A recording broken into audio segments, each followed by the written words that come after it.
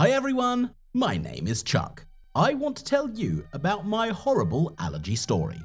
It's not just a sneeze or a burp, it's a real ordeal. Do you know why? Because I just recently found the source of it, and I was just terrified. I got this disease at a certain point in my life. I mean, at first I was fine. I even bragged to guys who were allergic to animals and plants or dust or peanut butter. My family and I were doing great. Unlike my friend Derek, he had a complex set of health issues, he had a particular sneeze for flowers, and he just hated them. Whenever I wanted to piss him off, I would just bring some wilted flowers with me. He could then sneeze 10 times in a row. Once, he went to meet a girl for a date. At that time, they were sitting in the cafe where I worked as a waiter. I quickly grabbed my co-worker's flowers, which had been in a vase for the third day, and walked over to them with the menu. At that moment, Derek was just having coffee. I just shoved the bouquet under his nose asking, "Sir, is this yours?" My friend spat out his coffee and then started sneezing and sneezing. It wasn't until a couple of minutes later that we saw that the girl opposite was covered in his snot and drool. I couldn't barely contain my laughter. Derek showed me his middle finger and just said, "Don't expect a tip." I could barely contain my laughter and he sneezed like a fool for a long time. Otherwise, he would have long ago made sure that I no longer mocked him. A week later, he said he needed help installing a Wi-Fi router in one of the neighborhoods.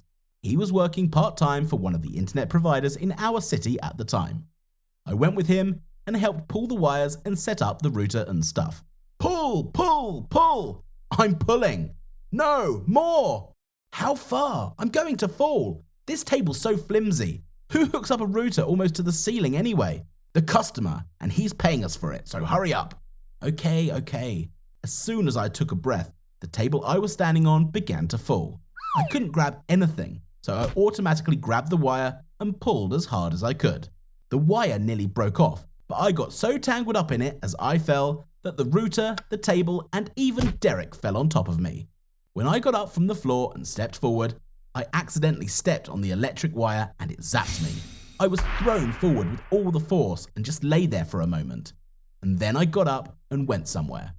The thing is, I didn't know where I was going or why, and I couldn't hear Derek's voice. And then he just tugged on my arm and I came to my senses. "Dude, what are you doing? What's wrong with you?" "Huh? What? What happened?" "You've been standing there for 4 minutes staring at the wall and scratching yourself." "What?" And then I looked at my hands and they were scrubbed almost to the point of blood. And then I realized that my bones were itching. Can you imagine that? Yes, bones! There was no way I could scratch them, and no matter what I did, it was useless. It was infuriating. "Why are you allergic? For what?" "I have no idea." "I told you not to eat that rotten sandwich and you didn't listen to me." "Do you think so?" "Well, what else?" "I feel kind of weird. Let's go home." I didn't tell Derek that my bones were itching. I just came home, went into the shower and started rubbing myself with a very strong washcloth. The most interesting thing is that the allergy then subsided, then reappeared. I couldn't eat, sit or sleep at home and I was itching all over. I decided to go to the hospital and get checked out. When I went outside, I noticed that I felt a little better, and then when I entered into the hospital building, I felt bad again. I told the doctor my whole story, and he thought it was on my nerves, sent me to a neurologist who ordered tests. I passed everything and everything was clean. Anyway, I was walking around the hospital all day, and by the end of the day, my arms and legs had turned into something terrible. In general, it was difficult to call it body parts. I was given a type of antihistamine, but that didn't help me at all. So I went outside and felt better again. Then I decided to spend some more time walking. I just got a call from Derek and he said he'd found me a part-time job again. "I'll only work outside." "Then you're in luck, because the Wi-Fi needs to be installed in the gazebo in the customer's yard." Great. I got there right away and we got to work. Everything was done. I was fine. I didn't even itch. And then Derek said to check the router, and I went over to it and turned it on. Ow! Oh, how it itches! What itches? My bones! Aye! Dude, what are you doing? I was just dying from this feeling. I was so sick that I was lying on the ground. I wanted to tear my skin off and scratch myself. My heart-rending screams could be heard all the way down the next street. And then Derek ran up to me, turned off the router, and I was breathing normally. "Do you feel better?" "Yes." Are you allergic to Wi-Fi? What? What is this nonsense? This is the first time I've heard of such an allergy. Okay, Derek said, and turned on the router again, and then I began to roll and bend like a worm in the sun, and then he turned it off again. What happened right now? What have you done to me? I turned the router off and on. Chuck, you're really allergic to Wi-Fi, you know. There is no such allergy and you know it perfectly well. Well, there are all sorts of waves. Maybe you have them like this. I went back to the hospital and asked how it was possible, but I almost got sent to the psychiatric ward. I went home and listened to myself, and indeed the stronger the signal, the more my bones itched. I went to our router and turned it off, and I felt good. At home, everyone began to be indignant. Like, where is the internet? And I told everyone about my new illness. At first, they didn't believe me, but then they checked and saw my reaction for themselves. My mother was very scared. She wanted to take me to the hospital, but I said that if I was in a place where there was no Wi-Fi, then I would be fine. But you know, it turned out to be very difficult, because in our city, the internet was everywhere, even on the street in some places. Everyone was thinking about how to help me. And then Derek came running to me and said that I had the allergy after an electric shock near the router. What if I tried it again? At first I didn't want to because it hurt like hell, but then again, it didn't hurt any more than my itchy bones. Derek prepared everything. I went to the cord and took hold of some wire and then bam! I was shaken. I flew off again, hit my head on the sofa, but the allergy didn't go away. Then we started guessing. Sometimes Derek wrapped me with the cord, then I even tried to chew it, but all in vain. I decided that since I was already destined to live with such a diagnosis, I would adjust. My mum brought me a special underwear type suit that I was supposed to wear. It didn't protect my head, but my body was still more or less okay. But when the summer came, I started sweating so much that it got wet under my t-shirt in a couple of minutes. After a couple of months, I noticed a change. Now, whenever I went closer than 1 meter to the router, it would reboot. Then I came to the conclusion that we were creating an electromagnetic field, and maybe mine didn't fit him and his to me. At that point, my mum decided to send me on vacation to camp amongst the near wilderness. Yes, it was very difficult and boring without the internet, but I realized that it was much easier for me to live that way, so I stayed. After a week, my body seemed to have cleared up. I began to breathe better, my appetite appeared, and I already thought that everything had passed. I purposely went into the restroom to check the reaction, but no, I didn't get it. And then I made up my mind to stay here. My mum was dumbfounded, but understood me. I was just turning 17. I asked to take me to work. The camp was year-round. They changed the location depending on the season, but the rule was the same. No internet, except for 30 minutes in the break room, from which I now stayed away. This had its pluses, but now I learnt how to catch and clean fish, cook over a fire, make fire, and in general, began to communicate with more people. It turned out that all of them are not so bad as I thought before. In general, now I live in the wilderness, and I already like it. Would you be able to live like that? And tell me, do you have any allergies? How did you find out about it, and how do you treat it? It may be one of the ways that can help me too.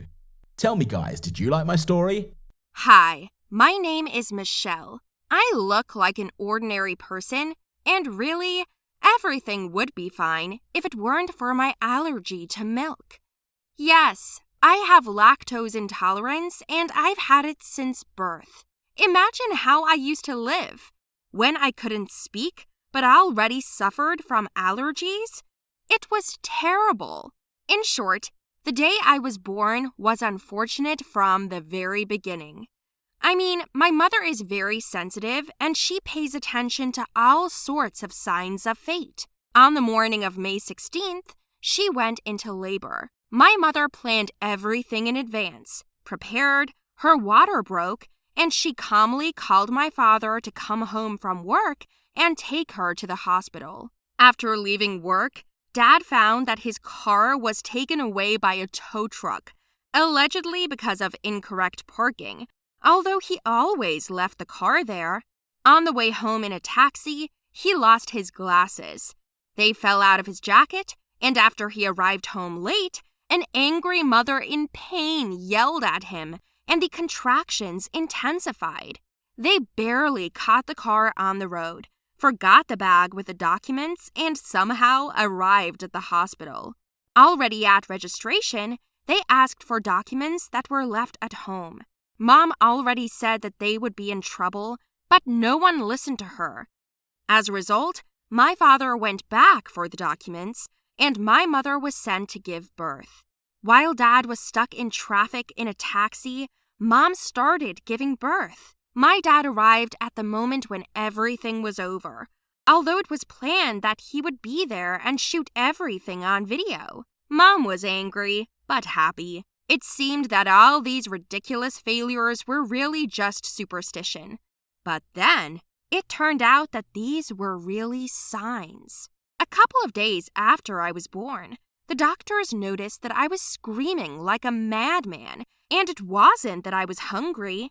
I was examined for a long time, then they took some tests, and it turned out that I was lactose intolerant. Yes, if you didn't know, it happens. Roughly speaking, I'm allergic to milk, and not only to it, but to everything that contains lactose. Cheese, some sweets, cottage cheese, sour cream, yogurts, and everything like that. It's sad, because from the very beginning, I lived and ate with restrictions. Many products I could not eat. Even if the dish has at least a small dose of lactose, I would get stomach disorders. To avoid sitting on the toilet for a good amount of time with a hell of a stomachache, I avoided milk. In principle, when you grow up, you get used to what you can eat and what you can't. My parents controlled my diet until I learned to do it myself. Although it wasn't always possible to keep me from eating cheesecake, yes, the name speaks for itself. When I went to school, my mother warned all the teachers to control my food, and my mother always wrapped my lunch with her so that I didn't eat anything extra. So I grew up, and everyone got used to my features, but then we abruptly moved to another area. It so happened that the house we rented, the owners decided to sell, so we had to urgently look for another place to stay. We chose the area where my father worked so that it would be closer for him to travel. The first days after moving seemed too busy. We ate fast food and soda because there was no time to cook. When I arrived at the new school, my mother forgot to wrap my lunch, so I went without it. There was a birthday party at the school that day. After school, the tables in the middle of the corridor were covered with various goodies. I was so hungry that I grabbed sandwiches on plates and ate a few, and then washed it all down with some cool cocktail. At this time, a guy named Jim came up to me. He met me by offering me some more skewers to eat. He said the sandwiches I ate were made by him. Despite their simple composition, they were amazing. It's all about the dough. I made it with milk and added cheese. He said, "What? There's milk?" I shouted to the whole corridor. He looked at me in surprise. Then I felt a sharp pain in my stomach. I twisted like a hook, dropped the food from my hands, knocked over my cocktail glass, and winced in pain. Jim got scared. He started asking what was wrong with me, and I couldn't say anything, just tried to ask where the toilet was. When he understood me, it was too late, and I felt like I was starting to fart all over the hall. The fumes were coming out of me at such a volume that I thought my jeans were going to tear. I kept walking down the hall toward the bathroom, while Jim supported me and my bag. I could see how embarrassed he was to go with me, and I felt even worse because I was new, and now everyone would remember me as Farting Michelle. I made my way to the bathroom and did my business. I was gone for 40 minutes. I called my mom and asked her to pick me up. I took my medicine at home and it went away. But I couldn't go back to school. It's embarrassing. That's how my first day went. My mother persuaded me not to get upset, and she went to school with me the next day and talked to the teacher and the principal. She apologized to me for not cooking lunch and promised that it would not happen again. After this incident, I decided to cook my own lunch now. Maybe now it's my responsibility to myself. No, I didn't change schools after that day. But I didn't have much of a reputation. Of course, It was creepy to go to places where people throw toilet paper or a carton of milk at your back every day. But Jim stood up for me every day now. That was nice of him, yes. We became good friends. It turns out that he dreams of becoming a chef, but with a friend like me, he now learned to make dishes without milk and cheese. Isn't that cool? Do you guys have any allergies? Or maybe one of you also has the same intolerance as me.